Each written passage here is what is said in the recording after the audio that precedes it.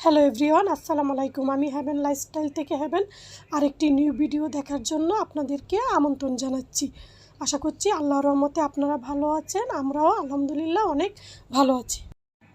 কিছুদিন যাবতই ভাবছিলাম যে একটু কাউরান বাজারে যাব, আমি, আমার ভাবি এবং দেবর।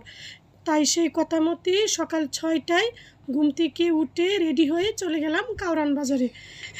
কাউরান বাজার থেকে কী কী এনেছি আপনাদেরকে দেখাচ্ছি। কয়েক ধরনের মাছ, আমরা, শসা, কাঁকরোল, পটল, কাঁচামরিচ, মুরগি, পুঁই শাক, লাউ।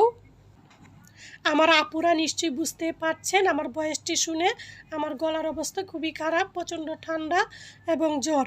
এটা নিয়েই আমি সকালবেলা চলে গেছিলাম বাজার করতে। বাজার করে এসে একটা ট্যাবলেট খেয়ে কিছুক্ষণ ঘুমিয়ে রেস্ট করে নিলাম। অলরেডি যারা আমার ভিডিওটি দেখা শুরু করেছেন প্লিজ একটি লাইক দিয়ে ভিডিওটি কন্টিনিউ করবেন। আর যারা আমার চ্যানেলটি আজকে প্রথম ভিজিট করছেন প্লিজ সাবস্ক্রাইব করে আমার চ্যানেলটির পাশে থেকে যেতে পারেন। আর যারা অলরেডি আমার চ্যানেলটি সাবস্ক্রাইব করে দিয়েছেন তাদেরকে জানাই অসংখ্য ধন্যবাদ।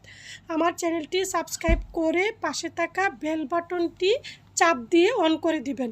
পরবর্তীতে যখনই আমি নতুন ভিডিও ছাড়ব আপনার কাছে নোটিফিকেশন চলে যাবে, আপনি আপনার সময় সুযোগ করে আমার ভিডিওটি দেখে নিতে পারবেন।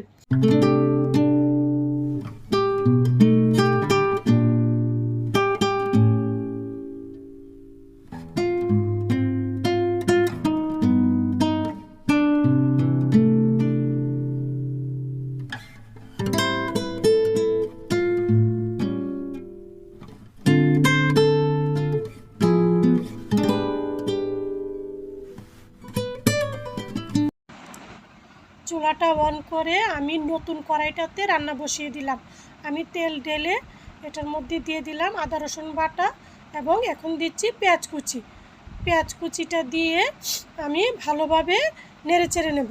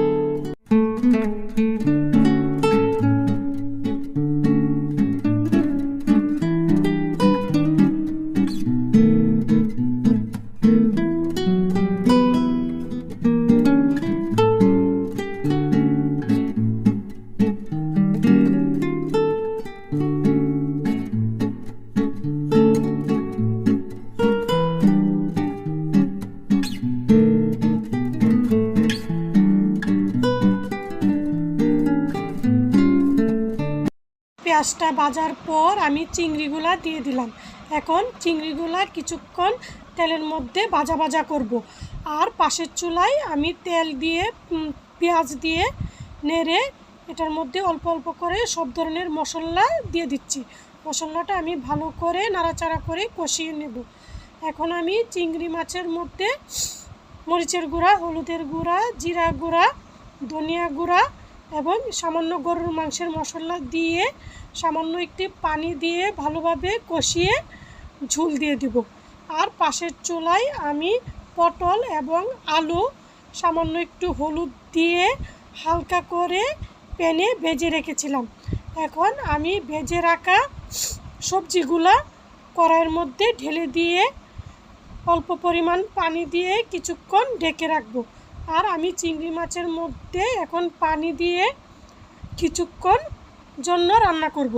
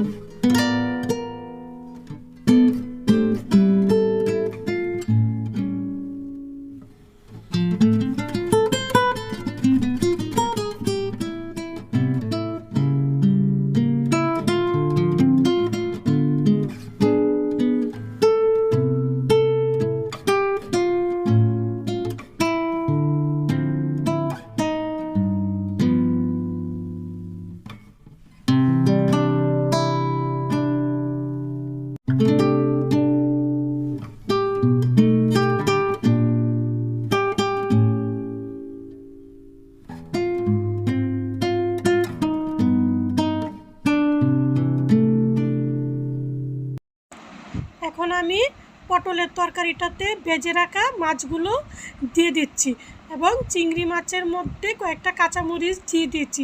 এই সবজিগুলা এবং মাছগুলা সকালে আমি বাজার থেকে নিয়ে আসছিলাম, এগুলাই আমি আজকে তাজা তাজা রান্না করছি। আমার তরকারিগুলা রান্না শেষ, আমি অফ ক্যামেরায় ভাতটা রান্না করে ফেলেছি। এখন গুচল নামাজ সেরে আমরা খাওয়া দাওয়াটা সেরে নেব।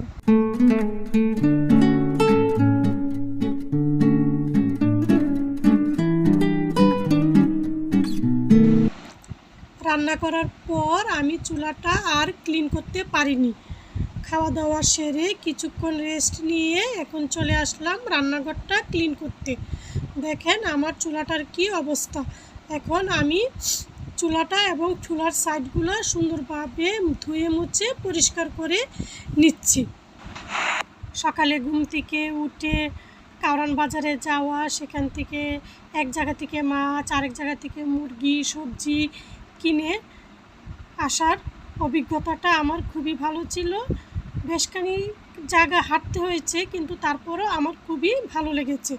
আমি আবারও কারণ বাজার যেতে চাই এবং নিজের হাতে দেখে শুনে বাজার করতে আমার আজকে বেশ ভালো লেগেছে।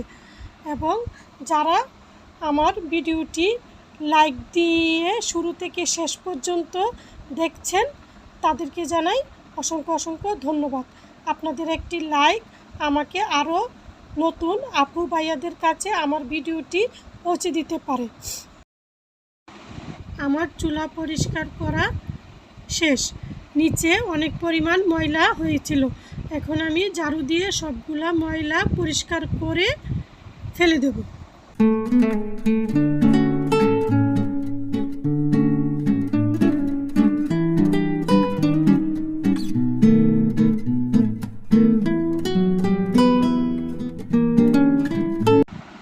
সন্ধ্যার নাস্তা খাওয়ার পরে কিছু থালা বাসন বেসিনে জমা ছিল, সেগুলা এখন আমি ধুয়ে নিচ্ছি।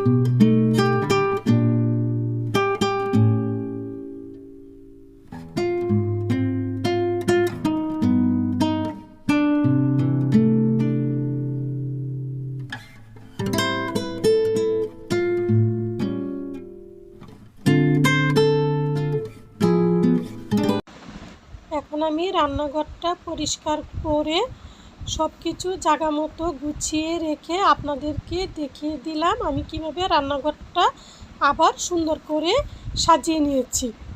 ভিডিওর শুরু থেকে শেষ পর্যন্ত আমি যদি কোনো ভুল ত্রুটি করে থাকি প্লিজ আমার আপু এবং ভাইয়েরা ক্ষমা সুন্দর দৃষ্টিতে দেখবেন। আর আপনাদের সুস্বাস্থ্য কামনা করে আজকের ব্লগ ভিডিওটি এখানেই শেষ করছি। আপনারা আমাকে কমেন্টস করে জানাতে পারেন আমার ভিডিওতে আপনারা কি দেখতে চান। আপনাদের কমেন্টস আমাকে নতুন নতুন ব্লগ ভিডিও বানাতে অনুপ্রেরণা যোগাবে। আল্লাহ হাফেজ।